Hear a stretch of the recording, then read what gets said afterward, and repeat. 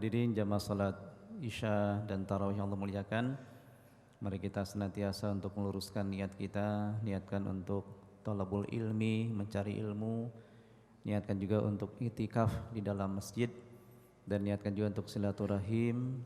Mudah-mudahan segala niat baik yang lainnya Allah SWT memberikan pahala kebaikan bagi kita semua, amin.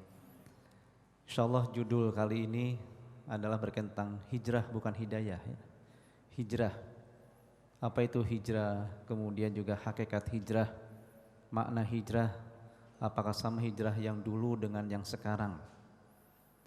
Ada di dalam surat An-Nisa ayat 100 berkaitan tentang hijrah ini. Allah berfirman, na'udzubillahi minasyaitonirrajim, bismillahirrahmanirrahim, wa may yuhajir fi sabilillah yajid fil ardi muragaman katsiran wa sa'ah.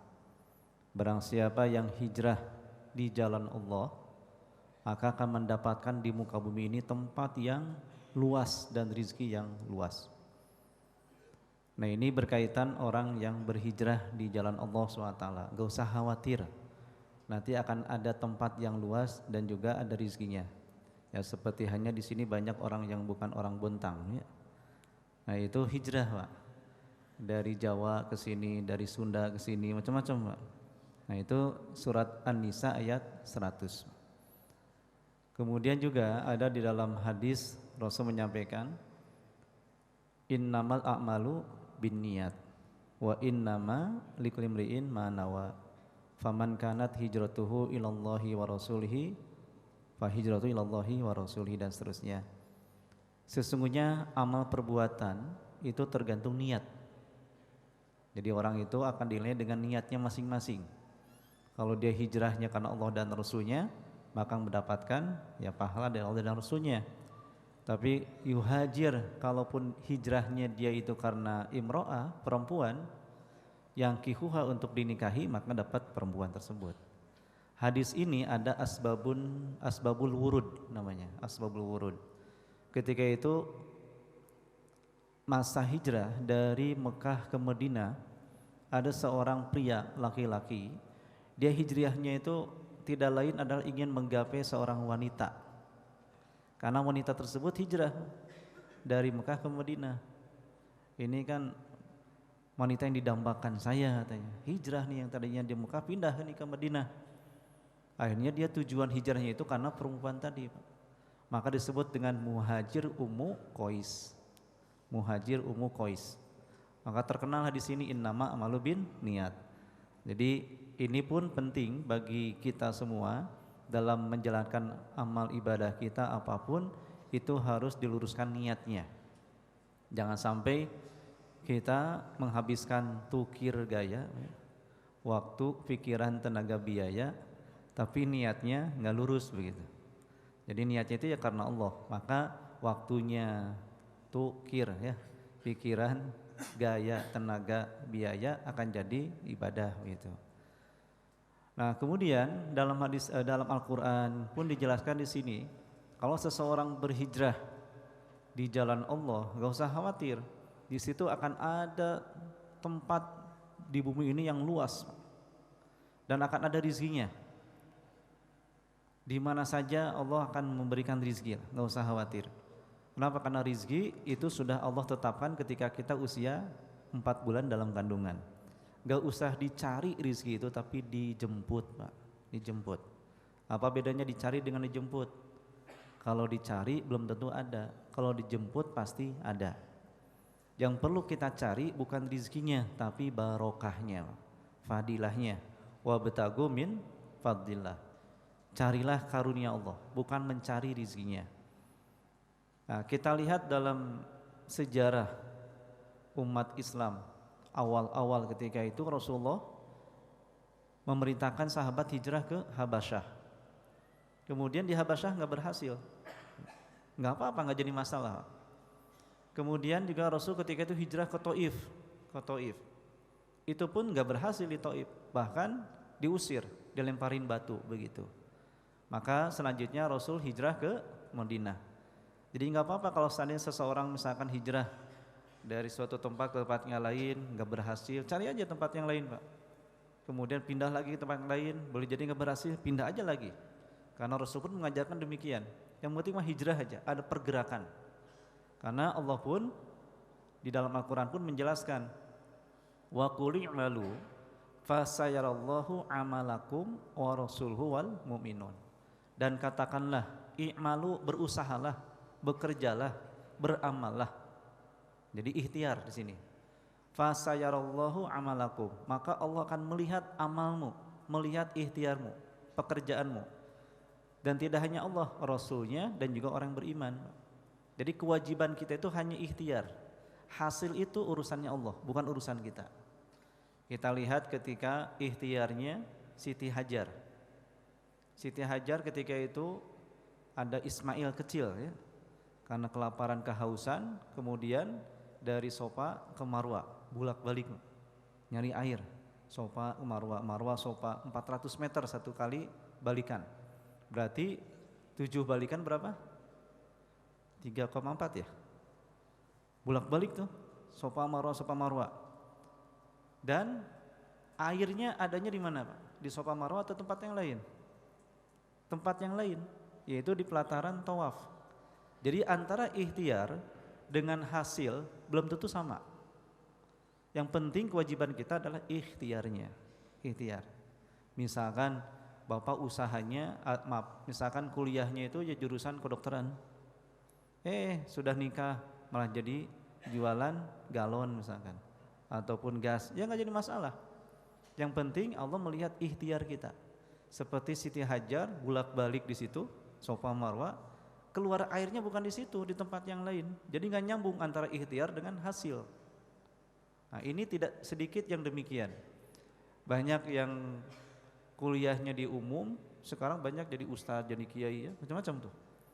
Bahkan ada yang kuliahnya di tentara atau polisi, jadinya misalkan ustadz, macam-macam ya. Nah, jadi yang penting apa? Ikhtiar kita, ikhtiar. Nah, kemudian apa sih hakikat daripada hijrah itu?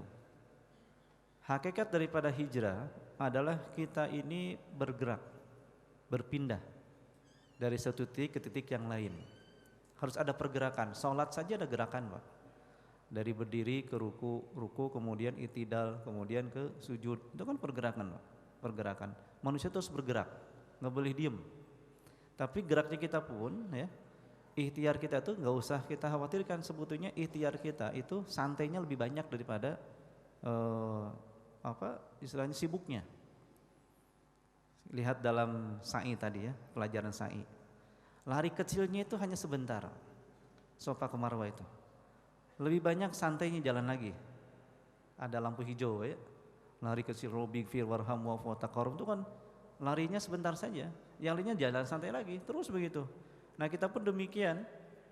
Dalam setahun ini ya, berapa banyak yang santainya? Lebih banyak santai daripada kita sibuknya. Dalam seminggu lah. Seminggu.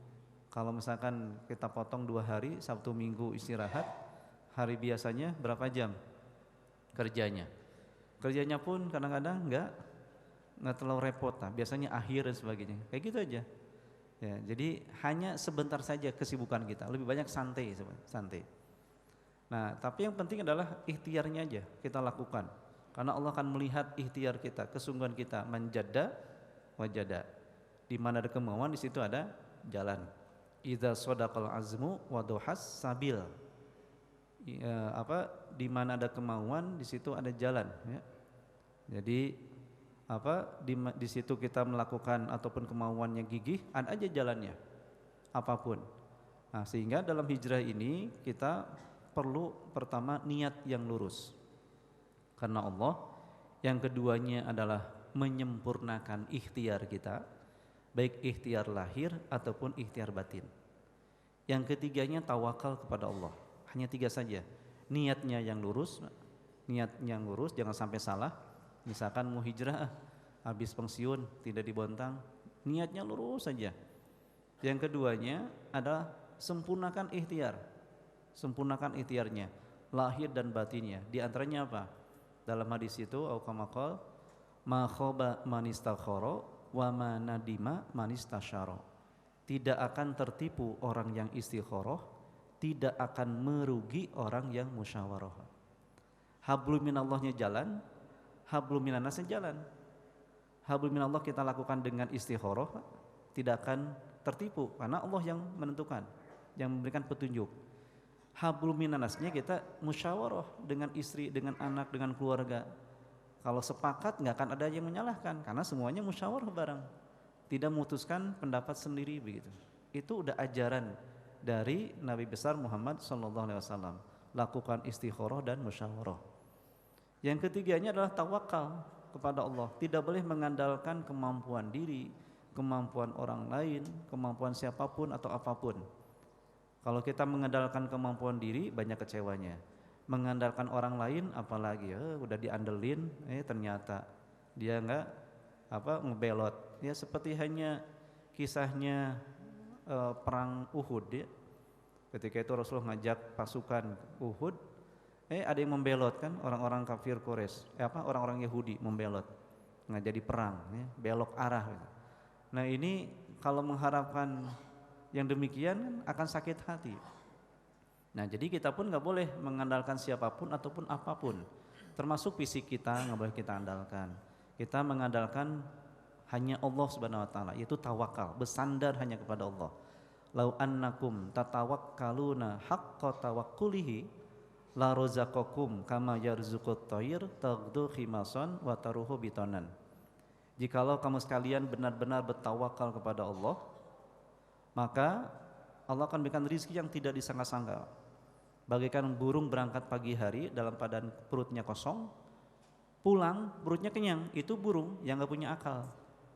Pergi aja, yang penting pergi, kan ikhtiar tuh burung tuh, pergi aja udah. Pulangnya sudah bawa makanan, udah kenyang, Pak. Itu burung. Kita dikasih akal, dikasih fisik, ya, dikasih hati, dikasih apa lagi, nafsu, dikasih ruh, udah kita jalanin aja tugas kita masing-masing. Sempurnakan ikhtiar kita, tapi harus bertawakal kepada Allah Subhanahu wa Ta'ala. Tawakal yang terbaik adalah seperti hanya orang yang meninggal dunia. Tawakal yang terbaik, Pak. Gimana meninggal dunia itu? Orang yang meninggal dunia gak usah mikir apa-apa, Pak. Nanti akan diapain? Akan disolatkan, ya. Akan dikafani, akan dikuburkan. Diam aja udah. Jangan banyak bergerak, ya. Jangan protes. Udah diam. Nah itu tawakal yang terbaik, Pak. Jadi serahkan semuanya kepada Allah. Nah, seperti orang yang meninggal, gak usah pesen, ya, gak usah misalkan ikut memandikan juga. Ini yang ini belum, misalkan jangan juga, ya. Jadi serahkan semua kepada Allah, itu akan Allah urus. Wa may yatawakkal 'alallah fahuwa hasbuh. Barang siapa yang bertawakal kepada Allah akan cukupi aja, cukupi. Nah, kemudian hakikat hijrah yang sekarang ini adalah di dalam hadis awal kamakal itu al-muhajir man hajara ma nahallahu anhu. Orang yang berhijrah itu adalah orang, ya, yang hijrah dari apa yang Allah larang, yang Allah cegah, yang Allah tidak sukai. Ya kita menghindar, itu hijrah. Dari yang tidak baik jadi baik, dari yang baik jadi lebih baik lagi. Itu terus, jangan mundur. Man kana yaumuhu khairan min amsihi fahuwa robihun, wa man kana yaumuhu misla amsihi fahuwa khosirun, wa man kana yaumuhu syarran min amsihi fahuwa halikun. Barang siapa yang hari ini lebih baik daripada sebelumnya, maka dia beruntung. Hari ini sama dengan sebelumnya, maka dia rugi. Hari ini lebih jelek daripada sebelumnya, maka celaka. Jangan sampai Ramadan ini lebih jelek dari sebelumnya, harus naik. Apalagi atau sama dengan sebelumnya, ya rugi, Pak. Dikasih usia oleh Allah, ya begitu aja, harus naik. Maka dia akan beruntung. Jadi ada untung, ada rugi, ada celaka. Kalau ingin lebih baik lagi, ya itu dapat keuntungan tentu, ya. Kalau sama saja ya rugi, karena sudah mengeluarkan tadi itu kirgaya, ya, waktu, pikiran, tenaga, biaya, usia dan sebagainya itu habis. Yang ketiga, yang celaka, lebih jelek, lebih buruk dari yang sebelumnya, itu bahaya lagi itu. Nah itu konsep hijrah itu begitu, harus ada pergerakan. Ya, harus ada perubahan ke arah yang lebih baik, lebih baik. Tidak boleh monoton, ya. Kemudian juga tidak boleh ketika itu misalkan dia ketika hijrah tidak ada niat yang tulus, yang lurus karena Allah, maka tiga tadi, yang pertama adalah luruskan niat, yang keduanya sempurnakan ikhtiar, tiga tawakal. Bagaimana cara merubahnya? 3M ya. Mulai dari diri sendiri, mulai dari yang terkecil, mulai saat ini, udah jangan ditunda-tunda Pak. 3M ya Pak. Yang pertama mulai dari diri sendiri ya, gak usah ngajak-ngajak orang lain, pusing, kita aja dulu. Kalau kita sudah berubah, ngajak orang lain. Yang kedua mulai saat ini, gak usah ditunda-tunda. Yang ketiga mulai dari yang terkecil, udah aja. Nanti nunggu kalau udah punya uang baru sedekah. Ya udah yang kecil aja dulu. Sedekah itu gak usah nunggu yang besar-besar. Lakukan. Ya, Allah akan melihat ikhtiar usaha kita insya Allah. Nah mudah-mudahan ada manfaatnya, mudah-mudahan ada barokahnya, dan kami mohon maaf juga atas kehilapan, kesalahan. Insya Allah besok pagi kembali ke Bandung ya. Kalau ada waktu mampir ke Bandung. Saya di Bandung Pak, insya Allah. Ada pesantren di sana. Ya kalau ada yang menitipkan anak nanti di sana, saya ada pesantren di sana. Dididik untuk ngaji kitab di sana Pak. Kitab dengan bahasa dan sebagainya. Lulusan yang terbaik kirim ke Timur Tengah Pak. Beasiswa sana ya, beasiswa. Nah silahkan ya, mudah-mudahan bisa silaturahim nyambung terus ya, dan mudah-mudahan dapat manfaatnya dan keberkahan.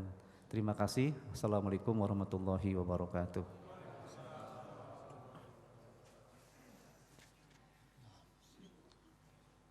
Sallu sunnat tarawih jami'atan rahimakumullah. Salatu la ilaha illallah